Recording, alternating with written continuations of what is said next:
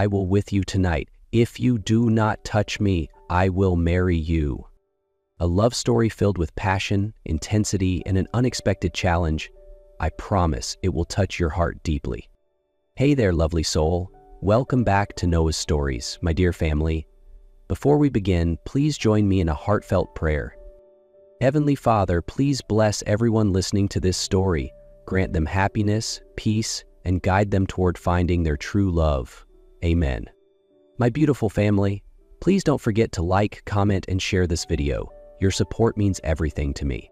And now, let's step into a fresh morning on the bustling streets of Chicago, where destiny is quietly about to unfold. Morning sunlight spilled across the bustling streets of Chicago as Emma Walker stepped off the silver bus. She pulled her coat tighter and tilted her head upward, taking in the towering glass building ahead, the place where a brand new chapter of her life would begin. Raised in the quiet town of Maple Hill, where neighbors had known each other for generations, Emma had always dreamed of a bigger world, one where possibilities weren't limited by geography or tradition. While her childhood friends chose stability and stayed close to home, Emma spent late nights reading books, sketching ideas, and nurturing the hope that one day she'd work in the creative industry she so deeply admired. And today, that hope had become reality. Emma was set to start her new job at Grant Creative Group, one of the most prestigious media firms in the country, known not only for its innovative campaigns, but also for its enigmatic and magnetic CEO, Lucas Grant. Emma never believed in fairy tale romances. She believed in hard work, in ambition, and most of all, in standing on her own. But what she didn't yet know was that this city, cold, fast-paced, and unforgiving, would soon challenge those beliefs. And in doing so, it would also introduce her to a kind of love powerful enough to change everything. A new beginning, a strange city, and a man no one ever thought could change. The lobby of Grant Creative Group buzzed with the controlled chaos of a weekday morning.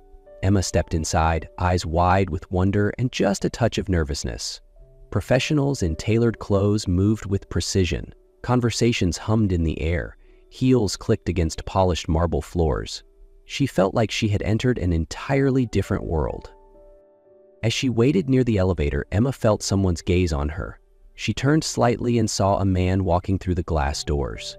Tall, composed, dark brown hair neatly trimmed, eyes sharp and assessing as if he could see straight through people. It was Lucas Grant. Lucas hadn't planned to notice anyone this morning. As usual, his mind was occupied with strategies, campaigns, and back-to-back meetings. But the moment his eyes landed on the quiet young woman by the elevator, something in him paused. It wasn't because she was strikingly beautiful, though there was an undeniable grace about her, but because of the calmness she carried, the subtle clarity in her expression, something that felt entirely out of place in a city like this. Their eyes met for only a few seconds, but to Lucas it felt like a silent question. Not timid, not expectant, and certainly not seeking approval the way so many others did. The elevator doors opened. They stepped in together. No words exchanged, just a silence laced with something unspoken, a moment that felt like the start of something neither could quite name yet. Emma exited first. Lucas remained, watching her go, and in that quiet, unfamiliar flicker of curiosity, a thought rose unexpectedly in his mind. Who is she? In her first days at the company, Emma threw herself into work. She learned quickly, observed carefully, took notes on the smallest details, and never showed a hint of being overwhelmed, though everything around her was brand new. Her colleagues noticed her professionalism and eagerness, but one person noticed her more than anyone else: Lucas Grant. Lucas couldn't explain why he was so drawn to Emma. He had met hundreds, maybe thousands of beautiful women in his field. They were bold, charming, ambitious, but Emma was different. She didn't try to impress him. She didn't seek his attention. Her calm demeanor and quiet distance felt like an unspoken rejection, and somehow that made her all the more captivating.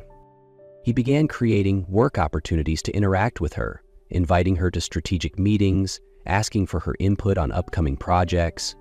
Emma saw through it but said nothing. She remained polite, professional, and always kept their interactions strictly work-related. Occasionally, Lucas would appear in the company cafeteria during lunch. casually choosing a seat near her. He'd ask seemingly innocent questions about city life and then truly listen to her answers. Emma, though she tried to remain composed, couldn't help the warmth she felt when she caught him watching her, or the flutter in her chest when their fingers accidentally brushed while exchanging documents. She didn't know what this was. A passing interest? A game? Or something deeper neither of them dared to name, but she did know one thing. Lucas Grant was approaching her, not with power, not with charm, but with a patience she hadn't expected from a man like him. A few weeks into Emma's new role, Lucas invited her to attend a company-hosted charity event, a gala fundraiser for rural education initiatives. The invitation was presented professionally with careful wording. Emma hesitated for a while before agreeing, under one clear condition. "I'm going for work, not for you." That evening, Emma arrived wearing a deep blue dress, simple yet elegant. As she stepped into the grand hall, eyes turned toward her, not because she sparkled like the others, but because of the quiet grace she carried into a room filled with glittering lights and practiced compliments. Lucas, in a perfectly tailored tuxedo, greeted her with a look that was different from his usual confidence. Softer, almost cautious. Throughout the night, he refrained from showing off, from charming in the way people expected. Instead, he stayed by her side, introduced her to important guests, and listened, truly listened, when she spoke. When a slow melody began to play, he offered her his hand for a dance. She nodded. As they moved together, Lucas kept a respectful distance, his touch light, as though he were holding something fragile, not trying to possess it. Later that night, they stood on a balcony overlooking the glowing city. The breeze was gentle, the world hushed. Lucas turned to her, voice low and quiet. "Thank you for coming. You made this night different." Emma met his gaze, calm but searching. "Why did you really invite me, Lucas?" He paused before answering. "Because you don't look at me the way others do. You don't see the reputation or the money. You see me." A silence fell between them. Then Lucas took a small step closer, his eyes softening. "I want to kiss you." Emma didn't step back, but she didn't move closer either. Her reply was slow, firm. "I'm not part of your collection, Lucas. I'm not another chapter in your story." For the first time, Lucas had no clever response, only respect in his eyes, and something else, something breaking open inside the man who thought he already knew everything there was to know about women. As time passed, the connection between Emma and Lucas grew undeniable. Though they maintained professionalism at the office, no one could ignore the way Lucas paid attention to her. He didn't just listen, he remembered the little things. Her favorite pastry, the book she was reading, the way she tucked her hair behind her ear when deep in thought, became details he quietly cherished. Then, on a crisp autumn evening, Lucas invited her to dinner at a small Italian restaurant tucked away in a quiet alley. No paparazzi, no lavish setting, just the two of them, a bottle of red wine, and conversations that drifted toward childhood memories, family, and truths no one had ever asked before. As they strolled beneath the soft glow of old street lamps, Lucas stopped and looked at her with quiet seriousness. "Emma, no one has ever made me want to change the way you do." She turned to him, her eyes no longer cold like the first time they met. "And you think that's enough for me to trust you?" "I don't expect you to trust me overnight," he replied, "but I want to walk beside you, not to conquer, but to prove I'm worthy." Weeks later, Lucas proposed. No grand gestures, no headlines, just a vintage ring, sincere eyes, and a quiet promise. "I want to spend the rest of my life loving you the right way." Emma didn't answer at first. Then she spoke, slowly but firmly. "If you truly love me, prove it. Tomorrow night, I will be with you. If you do not touch me, I will marry you." Lucas froze. "Emma, you're testing me?" "No," she said calmly. "I'm testing your love and your character." He nodded. No excuses, no pleading. He understood. This wasn't just a challenge for their relationship. It was his last chance to prove that the man she was choosing was no longer the man he used to be. That night, Lucas failed the test. Just one unconscious moment, a gentle touch on Emma's waist as she shifted in her sleep, was enough to break the vow he had promised to keep. Emma left at dawn. No tears, no anger, just eyes filled with quiet disappointment and a soft whisper, "I had hoped." Lucas remained in his apartment, stunned by his own weakness. For the first time in his life, it wasn't rejection he felt. It was the crushing realization that he had lost something he never truly had, a chance to love and be loved, for real. But this time, he didn't try to win her back with gifts, scripted apologies, or grand romantic gestures. Instead, he did the only honest thing he could. He wrote. Every morning, he left a handwritten letter at Emma's door.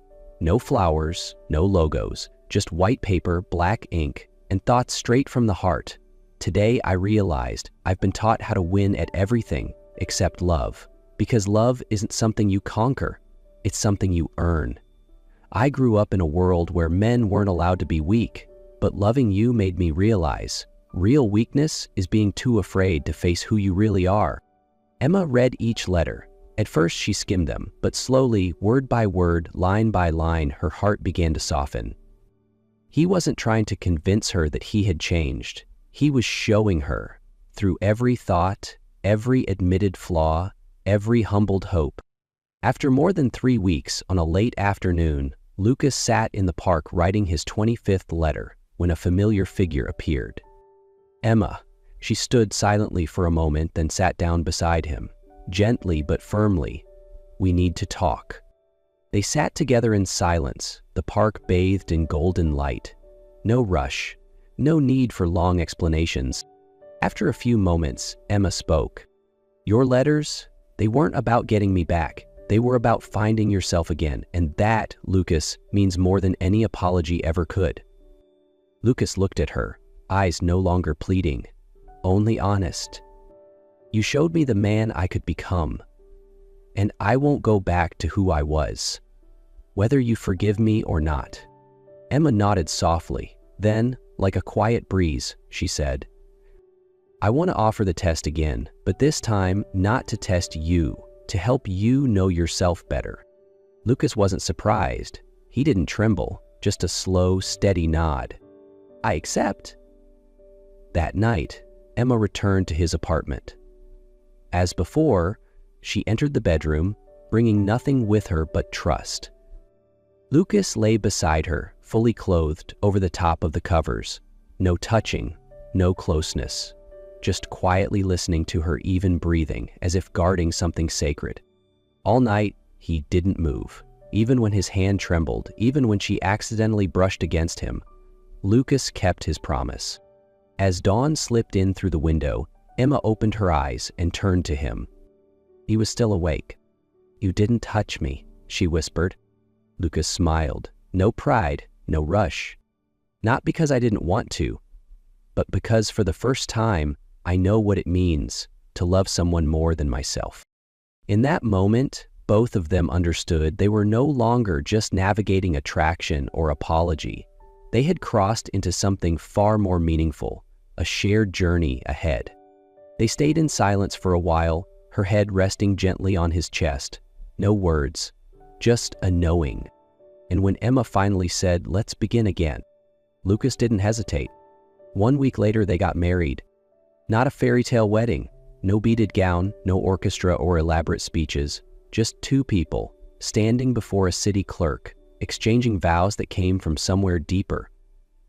"I don't need you to be perfect. I just need you to choose me every day, especially when it's not easy. I can't promise things will always be smooth, but I promise not to walk away when they're hard." After the ceremony, they returned to the apartment, once a place where Lucas had eaten silent dinners alone, now transformed into a home where 2 hearts moved in unison. Emma stepped into the bedroom, evening light brushing against her skin like a gentle blessing. She turned to see the man leaning against the doorway. No longer Lucas Grant, powerful CEO, but the husband she had chosen. She walked toward him, took his hand, and placed it over her heart. "I waited to be yours," she said, not in a reckless night, but in the quiet acceptance of grown-up love.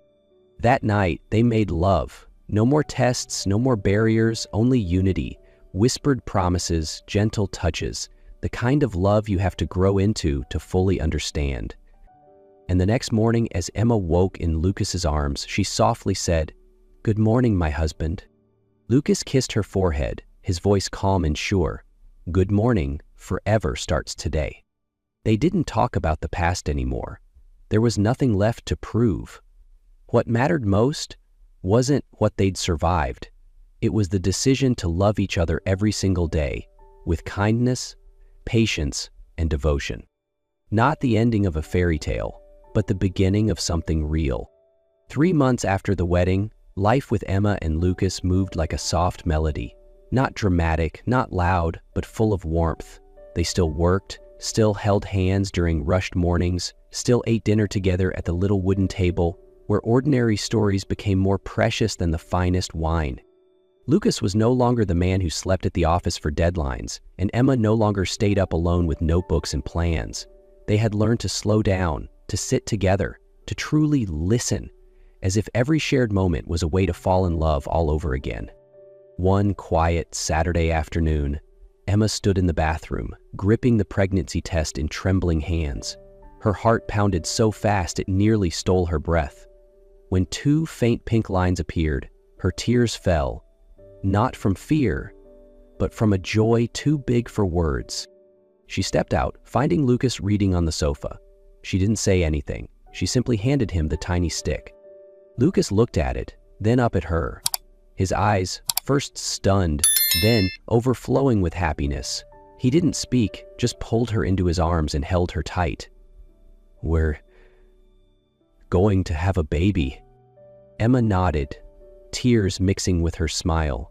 "And I believe this child will grow up in a home full of real love." Lucas leaned down and kissed her forehead. The place that once held worry now filled only with peace. They didn't know what the future would bring, but they knew one thing for sure. Love doesn't end with, "I do." True love begins when 2 people choose each other day after day to welcome the most beautiful gift life can offer. And this was only the beginning of everything they had once only dared to hope for.